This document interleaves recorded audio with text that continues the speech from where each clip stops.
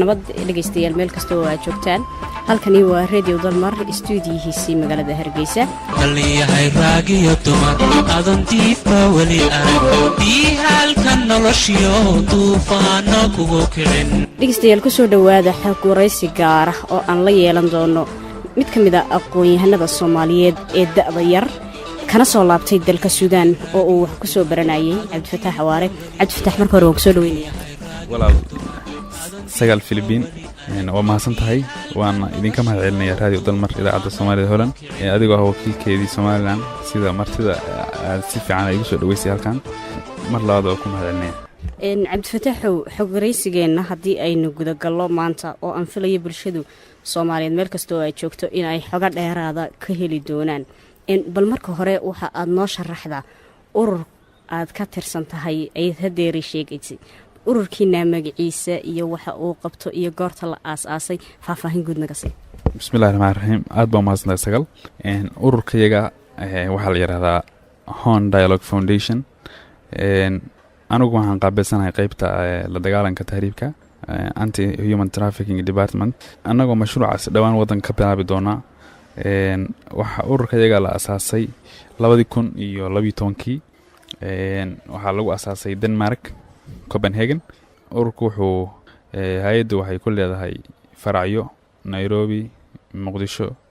London Melbourne Hargeysana waxaan rabnaa inaan ka furno insha Allah taala qayb kamid ah guud ahaan ururku waxa weeye urur dhalinyaro oo kor u qaada wacyiga dhalinyarada hadday ahaan lahayd dhanka maamulka hadday ahaan lahayd dhanka aqoonta hadday ahaan lahayd dhanka tababarada hadday ahaan lahayd dhan walba oo ku saabsan dhalinyarada in aan dhalinyarada kor u qaadno maadaama dhalinyaradu ay yihiin dadkii bedeli lahaa dadka waaweyn ee hadeer jooga wadanka cid xukun haysa iyo cid shacababa in ummadda loo qaado kor wacyigooda ayaan mataqaanaa isku taagnay organizationkuna waa non profit wax interest ah mataqaanaa ma ka helay waxaasoo dhan shirar baa jirta aanu ka qayb qaadanay sanadkii la soo dhaafay sanadka 2014 shirarkaas waxaa ka mid ahaa shir la yiraahdo loogu magac daray UN Alliance of Civilization oo looga hadlayay isdhexgalka bulshada iyo waxaas oo ka dhacay Indonesia magaalada Bali sidoo kale waxaan ka qayb qaadanay shir la yiraahdo Millennium Development Goals-kii dhamaaday 2015 ayaa la rabaa in mar kale dib loo asaaso oo dib loo qoro marka Beyond Policy 2015 oo Denmark lagu qabtay ka qayb qaadanay waxaan kaloo ka qayb qaadanay Higher Level Youth Policy oo dhalinyarada ajendayaashooda iyo qorshayaashooda kor loogu qaadayay oo ku saabsan ama maamul ahaan lahayd haddii ahaan lahayd wax walba oo Kenya ka dhacay Nairobi sidoo kale waxaan ka qayb qaadanay European Youth Parliamentary oo Germany lagu qabtay oo aan ahayn ururka kaliya oo Soomaaliya ka socday halkaas runtii ujeedkaygu waxa weeye uun kaliya in dhalinyarada kor loo qaado wacyigooda iyo lana dhiso aqoon ahaan iyo fikir ahaan. waa gartay Cabdifataax waxaan kaaga mahad celinaynaa faahfaahinta aad naga siisay ururkaasi iyo maxaan ku dhahay hawshaas aad ku jirtaan. Cabdifataax haddii aynu u soo noqono dhalinyarada Soomaaliyeed waxa sanadahan u dambeeyay xasuuqay wax la yiraahdo tahriib in ururkiinu tahriibkaas kaalintuu kaga jira maxaase ka qabataan dhammaan dhalinyarada Soomaaliyeed horta meel kasta joogan waxa barihii u dameeyay ay waxaan qaltaagayeen tahriib iyo in ay ka tagaan dhulkeen hooyo oo ay aadaan dhul shisheeye inay aadaan maba xume iyagoo naftooda haligaya oo u maraya meelo khatara marka qaybteeda la dagaalanka tahriibku waxay wacyigelinaysaa waxaan ku sameynaynaa wacyigelin in dhalinyarada horta marka hore faceka koobaad aan ka wacyigelino intii ilaahay waani unbaa mataqaana qaadan doonta wixii kale noqonaysaa wax action oo dadka tahriibka rada talaabo laga qaadi doono annagoo u adeegsan doona hadda maamulada aan joogno iyo Soomaaliya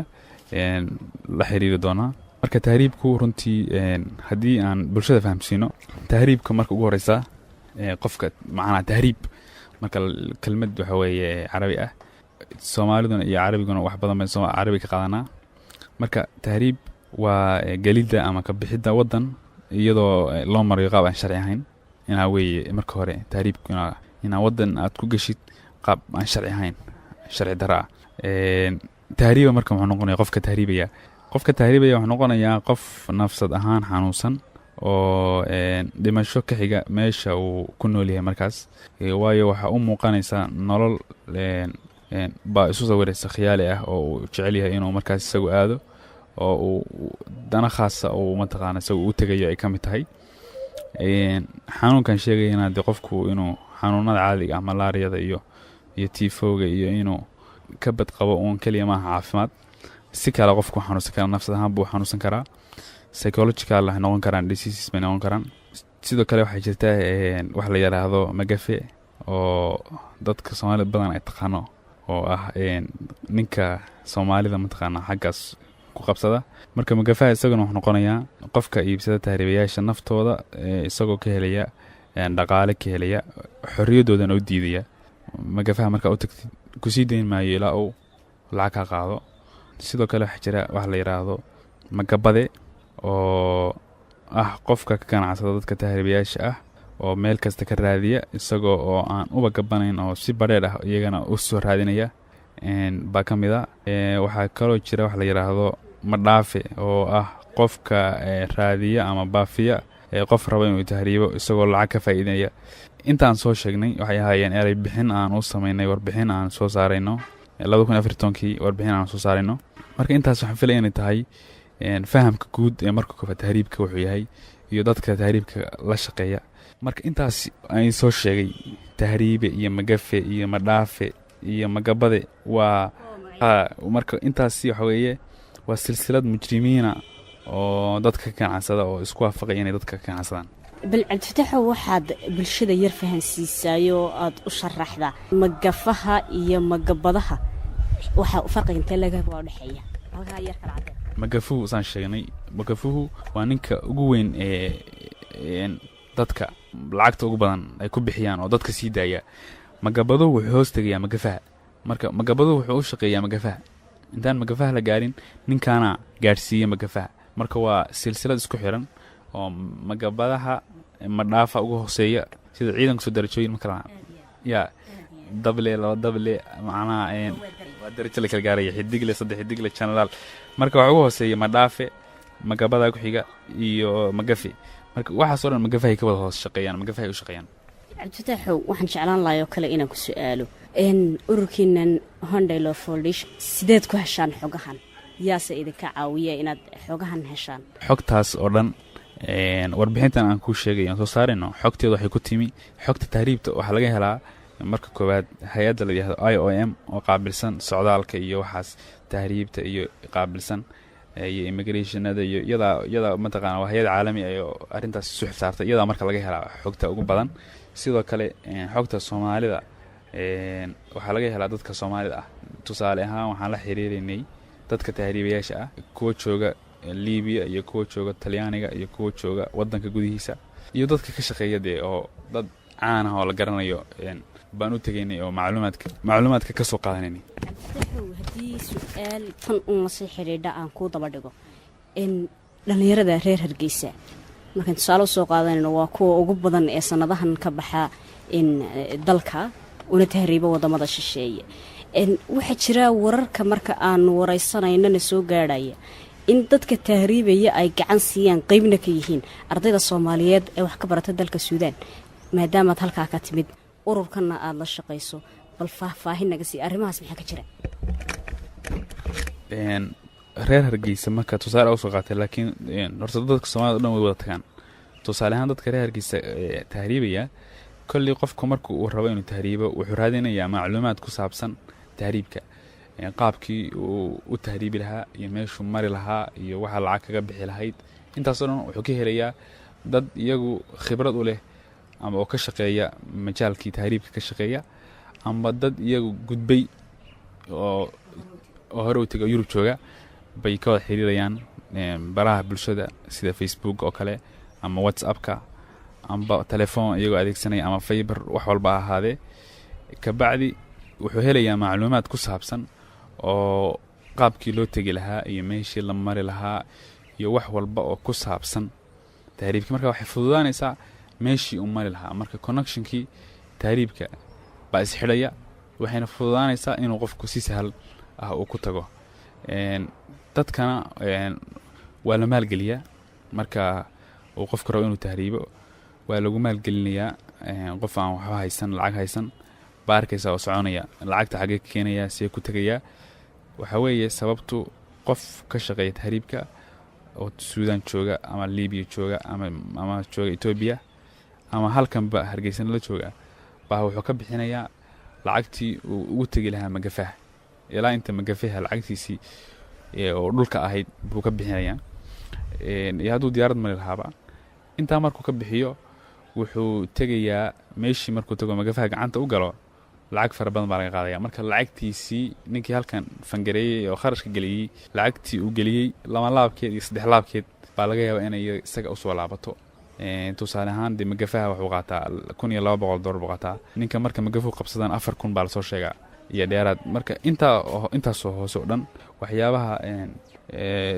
ka mid ah macluumaadkaas iyo wixii oo dhan waxaa qaybsanaya lacagtii lasoo dhaafay, magafihii, magabadihii, ninkii halkan kharash gareeyey, dad kale oo dhallinyara oo iska garanayo shaxaada. marka waa majaal caadi ah oo shaqo noqday. wax ka barata halkaas ee Suudaan ma ku jirtaa mise waa eedun la iska saarayo? Suudaan dhallinyarada joogta ee ardayda ah iyo lug bay ku leeyihiin runtii aan la dafiri karin. qaybo ka mid ahna wayba la shaqeeyaan, hadday ahaan lahayd si toos ah iyo hadday ahaan lahayd si dadbanba, maadaama laga helayo wixii lacag laga helayo ardayna uu yahay. inta uu jaamacadda ku mashquulsan yahay waxaa laga yaabaa in uu maaha inta kale in uu barnaamijkaas uu sii galo oo uu ka faa'iido lacag isagoo macluumaad usoo raadinaya. waxay soo hoosgelayaan madhaafe iyo magabada iyo way jiraan darajooyinkaasi kala leeyihin. isla ardayda reer Suudaan qudhooda iyaguna qayb ka ah waynu odhan karnaa, soo saas ma? way buunbuuninayaan, way qayb bay ka noqonayaan. waayo maadaama aanay noqonayn badankood arday fara badan oo fiican baa jirta, laakiin dee intaa yar oo la shaqaysanaysa oo saamayn bay ku yeelanaysaa. haddii wixii laga soo wada horjeesan lahaa Suudaan qofa ma soo mareen, tahriib ma soo mareen, laakiin dee buunbuuninta la buunbuuninayo iyo dhiirigelinta dadka lagu dhiirigelinayo iyo waxay fududaanaysaa dadka tahriibta la shaqeeya oo ardayda ah. qayb ka mida oo badanna waxbarashadii ay ku fashilmeen, waayo qofku iskuma wadi karo inaad shaqaysid barnaamijka ka shaqaysid inaad waxbaratid. labadaba inuu mid uunu godaa, waxayna u badan tahay inay mataqaana ay waxbarashada ka dhacaan. waa gartay Cabdifatax, aniga oo mar walba ku mahad celinayna kuna soo dhaweynayna, bal waxaad faahfaahin naga siisaa ururkiinan maxaan ku idhaahdaaye iyo adiguba warbixintiina ma ku soo darteen sababaha ay dhallinyaradu u tahriibayaan maxayse yihiin? sababuhu way jiraan, warbixintana ku darnay. waana wax muhiima, su-aal muhiima weeye. qofka rabo inuu tahriiba sababta uu ku tahriibayo horta waa wax aad iyo aad rabo in laisu weydiiyo. waa tahay sababta waxaa ka mid ah qaabka qofka u tahriibayo. qofba uu kaga diisan yahay qofka kale. qof kasta duruuf khaasa isaga oo dana u gooni ah baa waxay ku khasbayaan inuu tahriibo. amni la'aan ba mataqaana ama amni darro baa ugu horeysa waxyaaba dadku ay ka cabanayaan. markii aan dad fara badan oo tahriibayaal aan iswaraysanay, kow waxaa ka mid ah in uu leeyahay niyow waddankii ma la isku halayn karo oo dee waad arkaysaa xaaladdu ku sugan yahay. marka waxaa ii fiican aniga inaan ku noolaado meel aan amni ku helayo ayaa ka mid a. waxaa arkaysaa qof kule dhaqaale raadis baan hay oo waxaan rabaa inaan dhaqaale yeesho oo shaqaysto oo meelaha loo tahriibo Yurub iyo Mareykan baa waxooye dhaqaale yaalla oo lacag taalla oo waxaan rabaa inaan shaqaysto oo lacag aan tabcado. dadka qaybtood waxay rabaan magac raadis, dadka xaggaas ka yimaada runtii waddanka aad baa looga qadariyaa. marka hebel Mareykan buu jiraa iyo Yurub, dabcan magacaas inuu qofku magaciisa kor u qaado iyadoo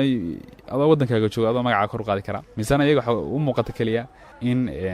dabadda qofku hadduu aado basuu magaciisa kor u qaadi karo oo kulehdee anaa wax soo bartay, misana waddankii ma ka heli karayo shaqadii aan u baahnaa oo waxay noqotay shaqadii inaadeer iyo garbaysan waxa Soomaali u taqaan bay noqotay. dadka qaybtood waxay leeyihiin baasaboor baan rabnaa oo waxaan rabnaa markaan intaan tahriibno baasaboor soo qaadano inaan meelaha ka shaqaysano. maadaama baasaboorkii Soomaaliga aan ixtiraam fara badan aan ku haysan wadamada adduunka badankiisa aan ixtiraam badan ku haysan oo mar kasta laga shakeeyo oo erbooda laga yaabo in waqti badan lagu baaro oo wax badan. waa gartay Cabdifatax, warbixintiina 2004 aad soo saarteen afar iyo tobankii baan ujeedaa iga raallihaw ma ku jireen dhibaatooyinka ay la kulmaan dadka tahriibayaasha ah inta ay jidka ku sii jiraan iyo marka ay gaadhaanba waddanka liibiya ama waddamada kaleba dhibaatooyinka uu la kulmayo qofka tahriibuhu uu runtii sagal aad iyo aad bay u fara badan yihiin lagamana sheekeyn karo dadka dhibaatada soo qabata iyo sheekooyinka tahriibta ah oo tahriibayaasha ku dhaca haddii laga shekeeyo runtii waxay noqonaysaa dhowr barnaamij in looga warramo qisooyinka ku dhaca tahriibayaasha laakiin dhibta haysata dadka tahriibayaasha ahi runtii aad iyo aad ayay u daran tahay haddii aan bal ka bixino tusaale dhibta soo gaari karta qof halkan ka tegey hargeysa qof ka tegey oo etoobiya aadaya oo suudaan sii maraya oo liibiya sii maraya oo intaasoo dhan aad tahay qof socoto ah marka aad halkan ka tegtid oo aad tegtid etoobiya qolyaha la shaqeeya magafayaashana aad isku dhiibtid oo tirahdid nimaya waan socdaa anigu waan tahriib baanahay fadhi ma jiro waddankii waxba ma jiraan haddii aan lahayd dhaqaale haddii aan lahayd shaqo haddii aan lahayd waxba waddankii ma yaalaan oo waan soconayaa dadka qaybtood saasay u badan yihiin inay is aaminsiiyaan inay dhahaan waddankii waxa ma yaalaan walaalow adigu wax raaraadi yaa ilaahayna ha ka quubsan wax raaraadi marka falsafadaasi ka wada siman yihiin waddankii waxa ma yaalaan shaqa la-aan baa jirta meel dhaantaan raadsanayna marka qof ka tago oo isku dhiibay makafayaashaas horta xorriyaddii shakhsiga a lahayd qofku wuu ilaawayaa adigu waxaa laga yaaba hadeer inaad maskaxdaada keentid inaad meel kasta mari kartid xilligaasaa u bixi kartid waxaa rabta samayn kartid laakiin markii aad gacanta u geshid dadka wax tahriibiya xorriyad shakhsi ama lihid oo aad haddaad rabtid dibadda uga bixi kartid guri baa lagu haynayaa oo lagu ilaalinaya weliba oo telefoon aan lagu ogolaanayn dee qof la haystaa tahay marka qofka la haysto isagaa qofka ugu talagelaya in xorriyaddiisa laga qaado kow horta xorriyadda laga qaadayaa markii lasii maro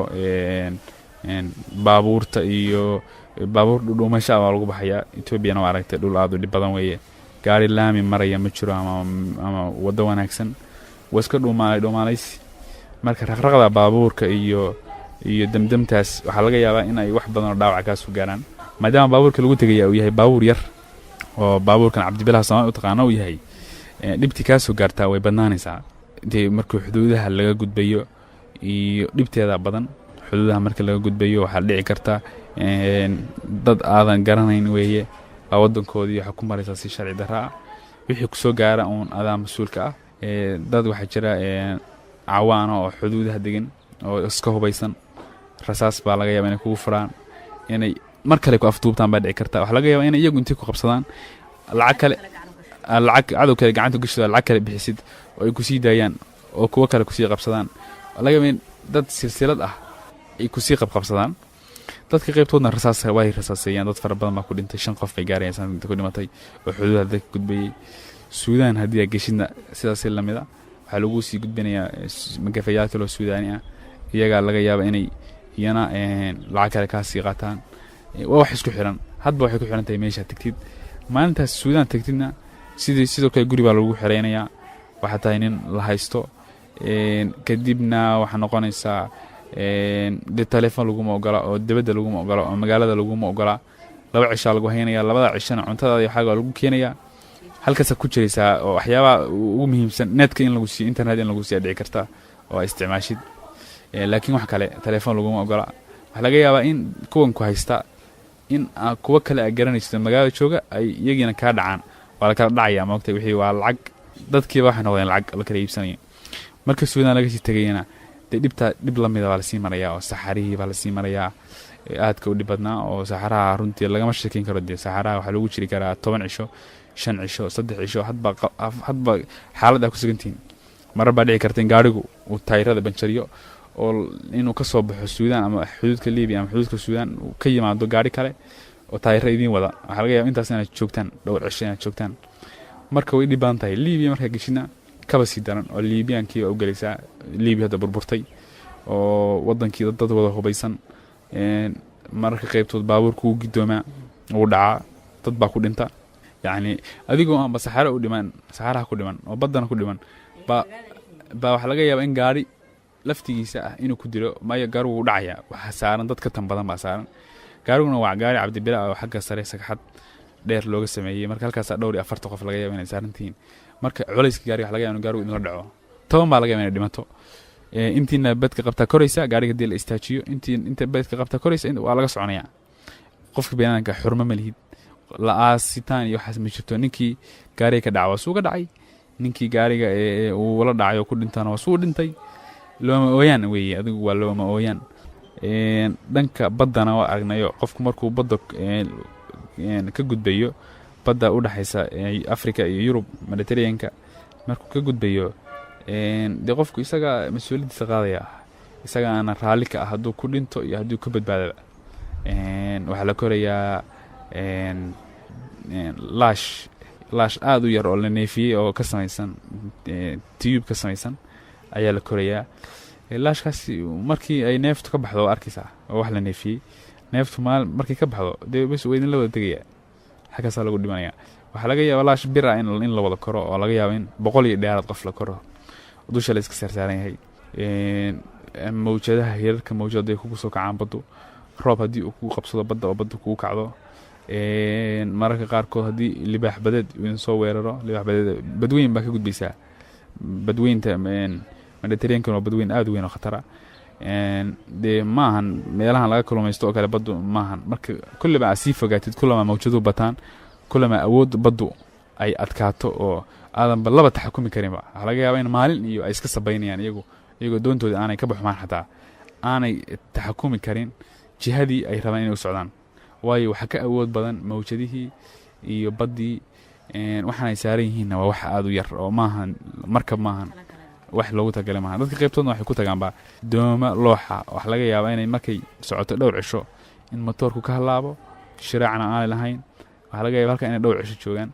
ama ay aakhirka la danto ay la degto ama aakhirka ciidamada badda ilaaliya iyagoo kormeer ku wada ay arkaan oo badbaadiyaan hadba waxay ku xiran tahay qofka iyo nasiibkiisa waxa kaloo jirta in cirka la maro tusaale ahaan halkan Hargeysa inta ka tagtid baa xigaysaa ilaa Suudaan baa dawlad ku tagaysaa adoo fiisa lagu saaray ardaynimo ah diyaarad caadi ah fiisa lagu saaray beena ardaynimo ah oo ku tagaysaa waxa soo yaraanaysa marka intii aad socon lahayd dhulka 12 cisho oo dhulka soo mari lahayd waxa noqonaysa hal maalin kaliya marka way soo koobnaanaysaa waxa kaloo dhici karta in aad ku tagtid fiisayaal bug ah baasaboor bug ah oo Yurub iyo Australia ku gal waxa dhici karta in qofku baasaboor shakhsi ah oo baasaboor jira oo caadi ah oo qof walaalka leeyahay oo soo igtiin waxa laga yaabaa in aad ku tagtid waxa laga yaabaa in lagu qabto sanfiliyo asbuuci soo dhaafay Hargeysa waxa lagu qabtay dhowr boqol oo baasaboor oo koobi oo dad aan lahayn saas la midana airportada adduunka sax loogu qabtaa baasaboorada marka tahriibku waa saddexdaasna waxa ka soo wajihi kartaa cirka hadii lagu qabto maxkamad in lagu maxkamadeeyo hadii lagu qabto qaanuunka wadanka u yaala in lagu mariyo in lagu soo tarxiilo wadanka lagu soo celiyo dib kasta waa wajihi kartaa Cabdifataax bal waxa kale oo aad faahfaahin naga siisaa dadka tahriibayaasha ah kumanaan Soomaaliya ayaa waxay ku xiran yihiin xabsiyada maxaa la yiraahdaa Liibiya ama meelaha kale boqolaal kale ayaa ku dhintay ama badda ama saxaraha in arinta idinku maxaa xog ka haysaa warta runta waxa jirtay warbixin guud oo ay soo saartay hay'adda u qaabilsan IOM u qaabilsan socdaalka hay'adda warbixinteeda guud waxay leedahay 2014 oo kaliya waxa dhintay waxa ku dhintay adduunka 5,000 oo qof baa ku dhintay waxay leedahay 3,000 oo kamid ah markaan ka hadlayno tahriibayaasha oo dhan weeye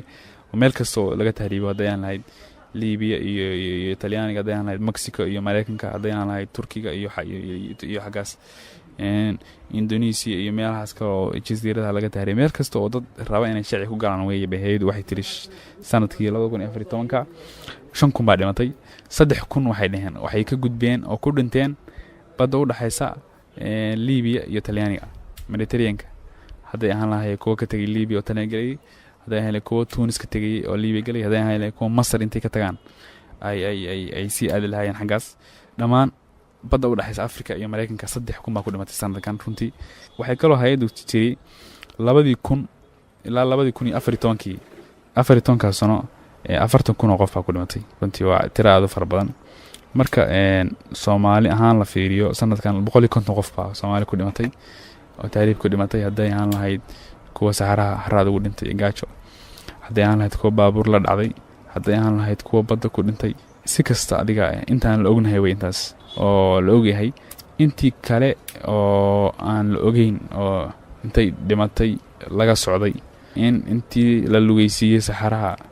oo hadhow qofka hadii Saharaha lugeynayo cid sugamayso aan waa laga dhaqaaqaya laga yaabo in dadkaas aan laba arkin ba dadka qaybta waxa laga yaabaa in Yurub isku arkeen nin Saharaha kaga soo tagay waxa laga yaabaa in Yurub ku arkay dadka qaybtiisa inoo sheegeen hebel waxaan kaga soo tagay Saharaha isagoo dhulka yaalan ka imi oo socon kari waayay misana wuxuu ku arkay Yurub ilaahay baa u gargaaray iska soo tukubay iska soo gaaray marka way dib badan tahay haddana soo gudbo xaaladda ay ku soo yihiin xabsiyada iyo dibkooda xabsiyada de kulli waxa tahay qof sharci darro soconaya hadii lagu qabto kulli xabsiga galisa haddii aan lahayd Ethiopia haddii aan lahayd Suudaan haddii aan lahayd Liibiya intaas sii marayso dhan xabsi baa galisa mararka qaybtoodna waxa dhici karta in lagu xukumo oo xukunka tahriibka qaanuun tahriib baa jira oo dawladaha isticmaalaan oo mararka qaybtood dil gaaraya 10 sano xabsi ah 3 sano xabsi ah hadba qaabka ay u fuliyaan inkastoo Soomaalida badan ay naxariis fara badan u fuliyaan dadka Suudaanta oo aanay xukunkaas ku soo ridin misana inta marka la sii socdo Ethiopia iyo Suudaan iyo Liibiya marka la sii marayo qofku xabsi uu galaya maadaama uu dhuumaalaysi ku jiro hadii la qabto Suudaan oo kale waxa arkaysaa dad xabsi ku jira gabdho Soomaaliyeed barkaysaa oo xabsi ku jira Liibiya waa la mid iyagoo ku dhalay ba arkaysaa runtii gabar Soomaaliyeed oo ku dhashay ba arkaysaa xabsiga dhexdiisa oo idan looga soo qaaday ciidanka xabsiga in ay dhasho kaliya hospital in la geeyo xaaladda caafimaad la badbaadiyo xabsiyada Liibiya waxa laga yaabaa inay xabsiga dhexdiisa ku dhasho kaligeed oo halkaas laga yaabo iyada iyo ilmaheedu in israacaan oo dhimataan waxa laga yaabaa inay intay bararto nafaqa darro ku dhacdo dhiig bax badan ku dhaco inay bartaa ku dhimato wax walba oo dhib ah wax walba oo halaag ah ba dadka haysta runtii mana ka joogsanayaan waxa moodaa inay ku talagaleen inay dhintaan iyo inay arintaas sameeyaan oo fuliyaan maaha wax kale oo ka suurtooyay ma jiraan duni laga maraaco tahrib laga ma doorteen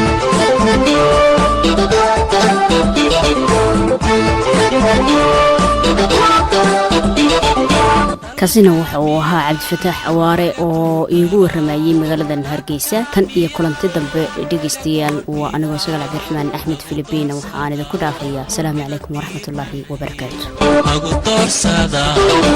tubkaaga neceb